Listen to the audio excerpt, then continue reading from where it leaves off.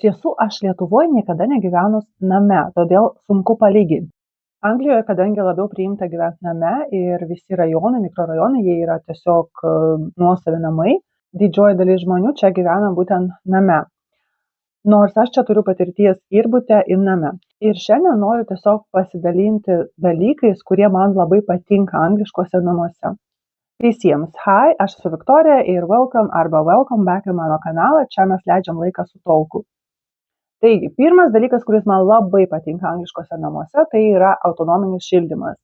Ir aš žinau, tikriausiai žmonės gyvenantis Lietuvoje savo name taip pat turi autonominį šildymą, tačiau būtuose mes tokio dalyko neturim. Ir netgi būtuose Anglijoje tu turi savo nuosavą šildymą, kurį tu gali įsijungti kada nori. Praktiškai kiekvienam name ir bute yra įrengtas savo boileris, kuriuo tu gali reguliuoti šildymą ir taip pat reguliuoti vandens temperatūrą, kokio karščio vandens tu nori.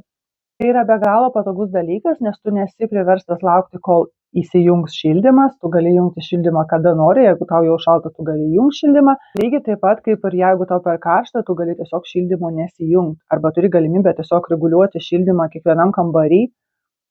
Tu gali atjungti kai kurios radiatorius ir jeigu, pavyzdžiui, tu nori, kad name būtų šilta, bet tau miegamajame būtų vėsiau, ką mes ir darom visą laiką, namie gali veikti šildymas, bet, tarkim, miegamajame, kuriam mes miegosim, šildymas yra išjungtas iki nulio.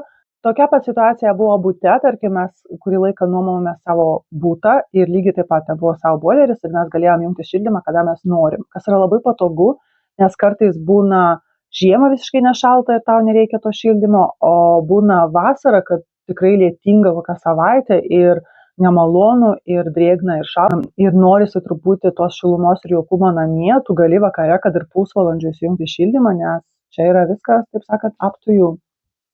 Lietuvoje turėjau patirties ir iš vienos pusės, kai buvo jau šalta, bet sezonas dar neprasidėjo ir tu tiesiog jautiesi nekomfortiškai, tau šalta namuose. Lygiai taip pat turėjau tą situaciją, kai nuomojomės nedidelį butą ir buvo visą laiką karšta. Ten visą laiką ant maksimum veikia tas radiatorius, jo neįmanoma buvo sumažinti. Ir tiesiog būdavo taip, kad žiemą tekdavo laikyti atidarytą langą, kad nebūtų per karšta. Ir iš tikrųjų tas šildymas, kaip pagalvoju, visas tiesiog veikia veltui. Tai labai neekologiška, labai neteisinga. Todėl aš labai mėgstu tą dalyką, kai yra savo autonominis šildymas ir bute, ir name. Kitas dalykas tai yra namų išplanavimas, kuris prioritizuoja privatumą. Tai turiu omeny tai, kad kažkaip Lietuvoje labai mėgsta žmonės turėti didelius kambarius. Ir nesvarbu, kad tam kambarį žmonės gyvena 3 arba 3 vaikai tam vienam kambarį turi kažkaip gyventi. Bet svarbu kambarys didelis, svarbu užtenka ploto, bet Anglijoje truputį atvirkštinė situacija. Tarkim, namas gali būti nedidelis ir jaukus, bet bus įrengta taip, kad bus 3 miegamieji, tarkim. Galbūt šitie kambariukai nebus dideli ir ten užteks vietos ten pastatyti lovą, rašomą į stalą ir spintelę kokią nors. Praktiškai bet koks paprastas namukas gali turėti, tarkim, salioną ir virtuvę apačioj ir 3 miegamosius viršuj.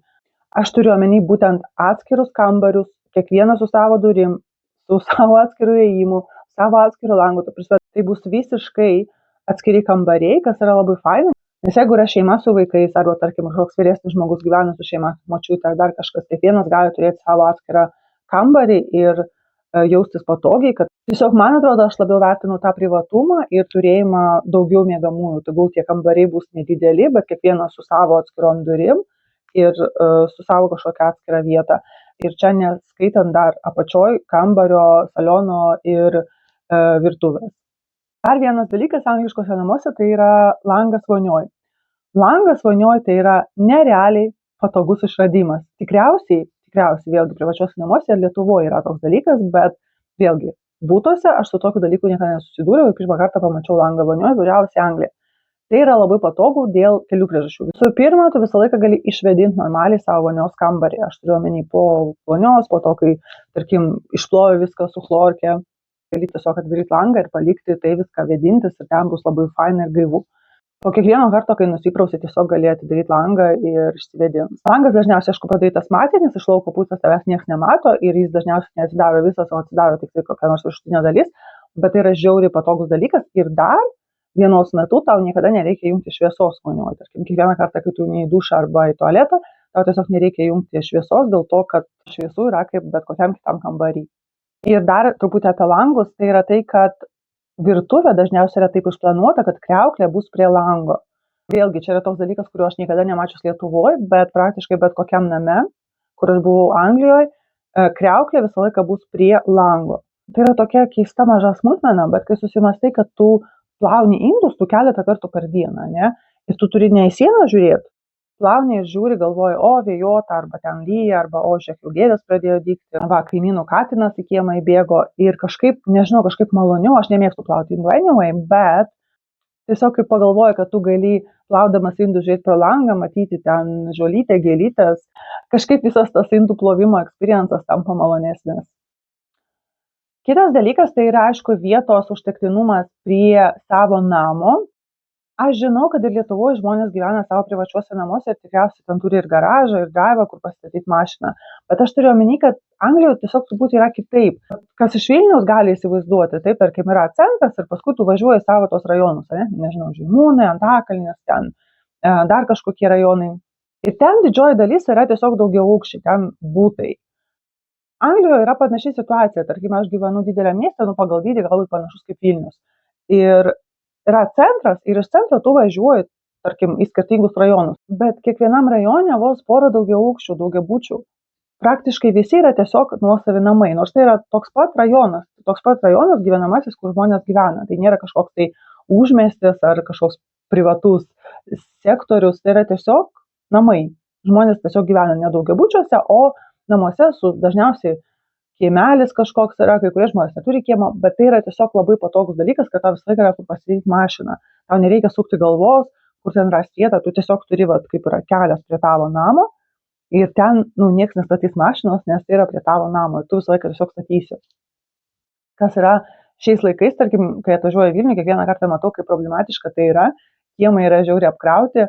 Praktiškai visos šeimos dabar turi po 2 mašinas, mes, tarkim, irgi turim 2 automobilius, bet ne visi kaimynai turi 2 automobilius ir dėl to, tarkim, mes su vyru vis tiek galim įtalpinti savo 2 mašinas prie namo, ne?